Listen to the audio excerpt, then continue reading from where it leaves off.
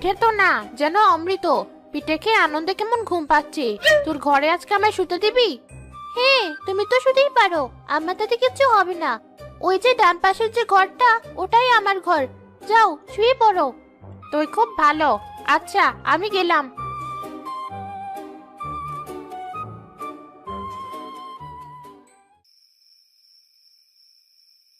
এ কি, হাড়িতে তো অনেক পিঠা ছিল, এ কয়টা হলো কি করে? আসলে আমি যখন ঘরে ঢুকলাম, দেখলাম একটা বিড়াল বেরিয়ে গেল। আমার মনে হয় ওই বিড়ালটাই সব পিঠা খেয়ে ফেলেছে। ধর, এই শীতে এমন পাতলা কাঁথায় মানুষের বাচ্চাগুলো শোয় কি করে? কি আর করা, এখন তো আর শক্তিও নেই। স্বাদের পিঠে খেয়ে আরামে কেমন ঘুম পাচ্ছে। এখন না হয় এতেই শুয়ে পড়ি, কালকেরটা কাল দেখা যাবে।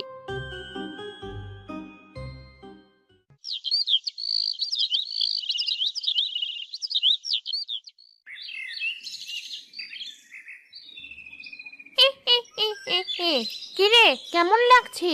আমিও যে কখনো আকাশে উঠতে পারবো ভাবতেই পারিনি। তুমি খুব ভালো শাকচুন্নি। তুইও খুব ভালো। তবে তোদের বাড়িতে ঘুমোতে কালকে আমার খুব কষ্ট হয়েছে।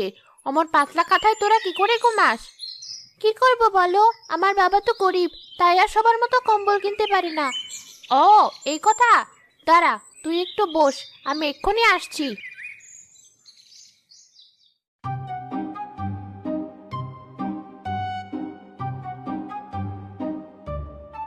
এই ধর, আজ থেকে এটা তোর কম্বল। এই কম্বল তুমি কোথায় পেলি?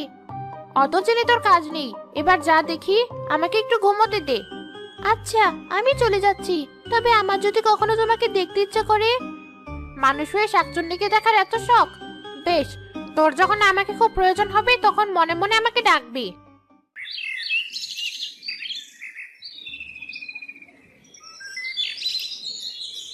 আরে শাপলা, তুই এই কম্বল কোথায় পেলি? এটা আমাকে একজন দিয়েছে।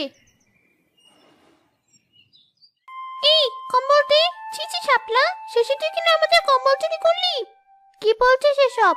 ঠিকই বলছি, একটু আগেই আমাদের ঘর থেকে কম্বলটা চুরি হয়েছে। চল চল আমার সাথে, আজ তোর দেখাচ্ছি মজা। এবার বুঝেছি, তার মানে আমার আর মন্ডিতের বাড়িতে যে কম্বল চুরি হয়েছিল সেটাও তুই করেছিস। না, বিশ্বাস কর, আমি কোনো কম্বল চুরি করিনি। সে তো আজ হাতে নাতেই ধরা পড়লো। চল চল আমাদের সাথে।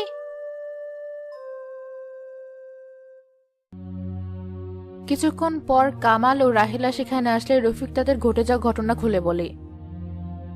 না না রফিক ভাই, বিশ্বাস করো, তোমাদের কোথাও কোনো ভুল হচ্ছে। আমার মেয়ে এই কাজ করতে পারে না। তাই নাকি?